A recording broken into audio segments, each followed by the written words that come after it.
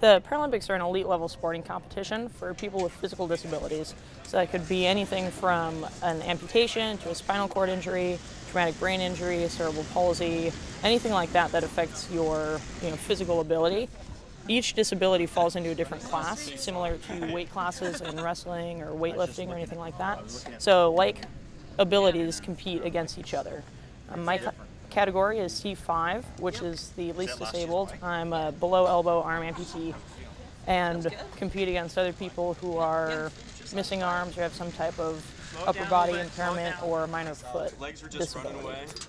My events are the 500 and the 3K individual pursuit on the track, which I will be competing in here at the 2012 Track World Championships. We have 19 athletes on the U.S. team, and I want to say 40-ish countries from around the world, for probably about 300 athletes. London in August is definitely the goal.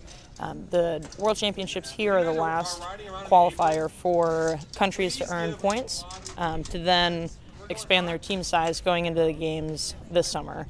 So it's kind of, it's World Championships, so it's high stakes, but this is also, the last event before the games. I guess I saw track cycling the first time in 2004 at the Athens Games. I'd won an essay contest to go to the games as a spectator. Saw track cycling. That was the first event that we saw, and I thought that people were absolutely nuts to race around the Velodrome on a bike with no brakes and one gear and super skinny tires and 35, 40 miles an hour, and naturally wanted to try it.